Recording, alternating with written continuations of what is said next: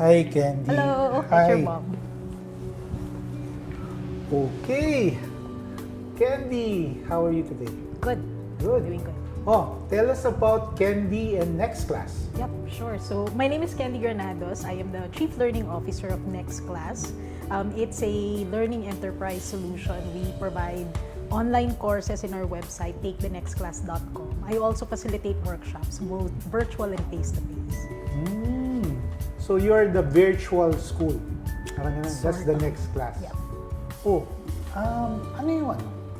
Ano yung unique sa Next Class and how did you think about Next Class? Ano yung superpower ng Next Class? Siguro, Sir Bong, I'll relate it to what I also think was, or rather what I discovered as my strength also in terms of unique superpower. I'd like to think that I can see the future and I can also think backwards. So, ang ginagamit ko din kasing talent sa Next Class is really my practice as an instructional designer, which is the practice of writing and creating training materials and learning experiences. In order to do that, kailangan I can imagine what's going to happen and how people are going to react. And if they start reacting a certain way, yung hindi natin na-predict during the class, think backwards on how to quickly recover that. So, yeah, I think it's that. Unique, ano? Bakit naisip yun? Ano yung background mo? Or ano yung naging path mo that led you to that? Led me to creating Next Class. So, it's actually, it was co-founded, Next Class is co-founded by myself and then with a good friend of mine, Pet Canlas. We met 20 years ago in our very first jobs ever. So, magkasama talaga kami sa most of our corporate life. We're both I'd like to think we're both high achievers. You know, we were given an assignment, we like doing it, we like the challenge. But we also recognize that that's not given to everybody. Okay. Kasi not everybody may have the confidence to, raise their hand. I'll take the job and therefore I'll take the opportunity, I'll take the rewards with it, etc. Yun yung nakita namin eh. And most of the time in a corporate setting, in companies, we give our training or our learning budget to the rock stars. Rock stars? To the rock stars like, those who are always bibo, those who are always go-getters. But in reality, everyone in the company has potential. Okay. If we give them learning opportunities. So we figured, let's put together a company that offers solutions that can be for everybody. So those are the online courses. Anyone can take them anytime because they're really bite-sized and they're easy to do. At the same time, we can also offer a blended learning experience with workshops, and those can be for the people who have completed some of those courses and you want to eventually graduate them. I actually like creating learning academies for organizations before, yung talagang from the ground up, different levels across the organization. What do we offer them to make sure that everyone has learning opportunities? And that's how we came up with Next Class.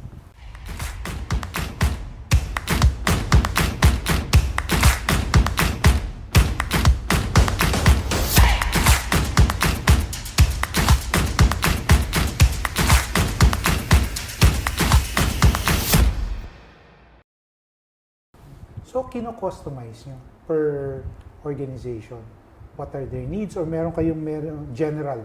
We have both. We have both. Okay. So in the website, that's already general offerings that can be taken by anyone in the Okay. organization. And then, according to how we scope the needs of the organization, ano yung pain points ng leaders nila, ganyan, ano yung gusto nilang ma-achieve for that period of time, then we can customize the sort of academy or the sort of program that comes with those courses as well. Sometimes it can come in the form of additional workshops. It can come in the form of additional online courses that are also in the website. Or I also work with partners who may offer the topics that I don't offer. So, before Next Class, anong option ng mga hindi rock stars? Ano nangyayari sa kanila? Wala silang Next Class option. A lot of the times when I was still working, the option for people who are not necessarily rock stars yet, they just simply go on with their day. So they go on thinking na hanggang dun yung gagawin nila, hanggang doon sila, and it's okay not to grow anymore because wala hindi sa akin nabigay yung opportunity And that's the gap that we saw Training budgets of companies are usually very very limited naman talaga. But we'd like to help organizations realize also that we can create learning experiences for everybody across the organization so that you always have a layer after layer of succession na pwedeng sumunod dun sa mga rock stars mo. Rock stars leave because they hindi will... sila nagtatagal. Yeah, rock stars will always leave. There will always be something better, a better offer for rock stars. So we want to help organizations create that succession by giving everyone good learning opportunities. So, paano yun? Ako, company, I have, say, 100 employees, mga 10 rock stars, 90 yung pang next class. Ano yung benefit sa akin? Why would I consider next class for my company? Curiosity. Yep. So, bite-sized learning courses, what they actually give people is the curiosity that can spark the next level of learning. So, you have your 10 rock stars, send them to really, really, good, expensive training, send them abroad if you like. Most likely, they're also doing a lot of work for you. So, medyo pagod din yung mga yan. Imagine if they're doing all of that and the 90% of your people are at the same time taking courses that are sparking their curiosity. Then, nakakapag-seed tayo ng possibility of them succeeding those rock stars. You don't get dry with talent because there's always the curiosity to get to the next level. Nare-relate ko yan sa biking. Tawag namin yan, upgrade-itis. Pag nakatikim ka ng, ay, ang sarap palang mag-upgrade. Next.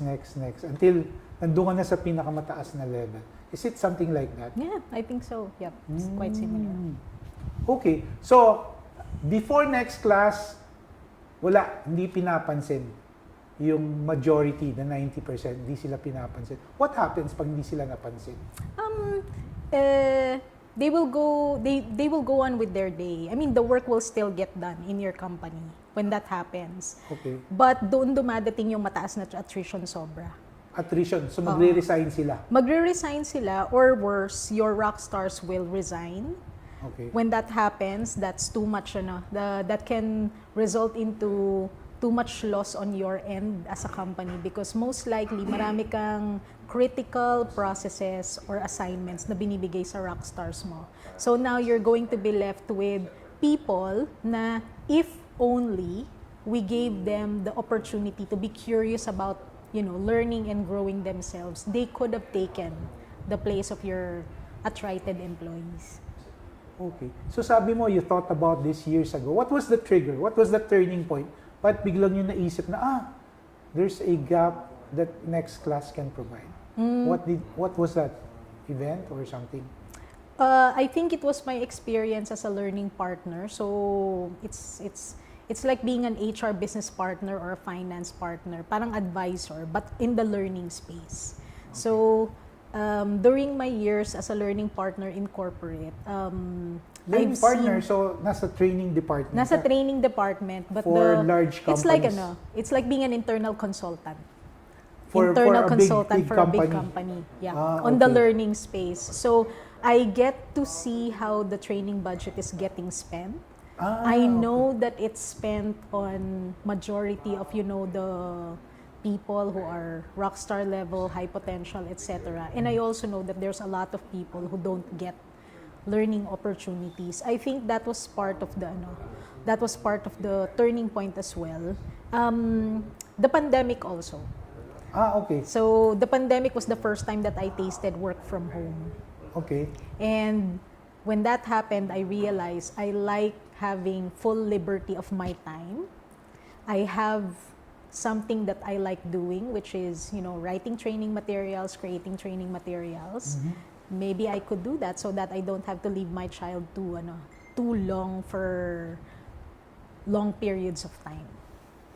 And for your clients, ganun din, di ba? They can avail of the training from home or while on vacation. It doesn't have to be at the same time. Yep. Okay. So, right now, sino ang mga nakikita mong clients or customers who would benefit most from next class? We work with several BPOs, small size BPOs. BPOs. Yep. Okay. One use case that we've seen kasi is that if your BPO agents are waiting for calls or seasonal yung volume nila, you need to keep them during the low volume season, but at the same time you want to make them productive. Give them some productive work, diba? Learning is one of those productive things that we can give them. So they can take courses while kahit nasa phone sila, they can take the course eh. So, or kahit naghihintay sila ng call, they can take the course because it doesn't, they don't need to actually leave and go to a venue to do their learning. And if they receive a call, they can pause it. It will still be picked up where they left off. So, mandatory ng is it mandatory for them to take certain courses or voluntary pa rin? It can be voluntary. It can be voluntary, but if the organization would like to make it mandatory, we can do that also. Okay. So, you've seen obviously successes. Anong challenges of this next class as we go past pandemic? What challenges do you see? One challenge that we've been seeing is that because I think people are excited coming out of the pandemic, they're excited to see people once again and all that. There's always that possibility or that question of, okay, so we've seen what the website contains, oo nga, they can take it anywhere, anytime, but can you also do a workshop?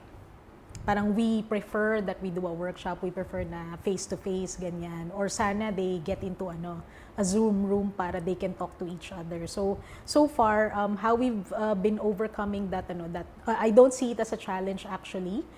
It's an opportunity to create a blended learning experience eh. Na in reality, ganun naman talaga yung mga tao eh. I'll read something, I'll watch something. If I can talk to someone about it, even better. If I can get to do it and experience it, much, much better pa. So we're taking it as an opportunity. Okay, so BPOs, schools, do you think schools will like this idea? I think so. We haven't had the chance to work with schools yet, but that would be a great idea. It will be, we'd love to be able to contribute to what our next generation are taking in school, especially because I have a 9-year-old.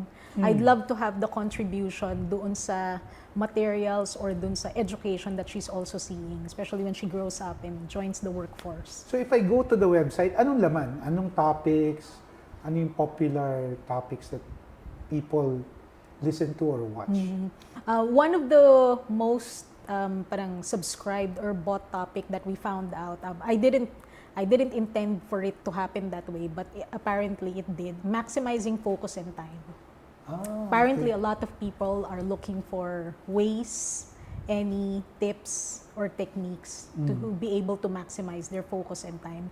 And eventually, I realized maraming time management, pero konti yung nag-offer ng magkasamang time and focus. Okay. Ano lang, with what's happening right now, of course, you want to offer something unique. The next class will be the one to offer. What do I say to a referral to say, hey, ito yung kakaibigan ni next class. Dito siya magaling. I think I'll relate it back to the unique superpower that we've spoken about. What I really apply when creating a learning course, whether it's asynchronous or online, or it becomes a face-to-face or virtual, is the ability to see how the people are going to react to the information. It's really change management eh. So applying training and change management together, that if we are going to aspire for a certain behavioral change in that person, ano kaya yung series of chronological information or steps na dapat malaman niya para makarating siya doon sa part na yon. That combination of instructional design, training, know-how, and change management is not common. Okay. So, yun ang that's the next class advantage. The change in behavior when you take the next class. Tama. Uy, thank you so much. Where can they get in touch for their next class? Just remember the words "take the next class." So our website is takethenextclass.com. Our Facebook, our Instagram, and LinkedIn is also Take the Next Class. That's where they can find us. Thank you so much, Kenny. I'll take the next class. Thank you.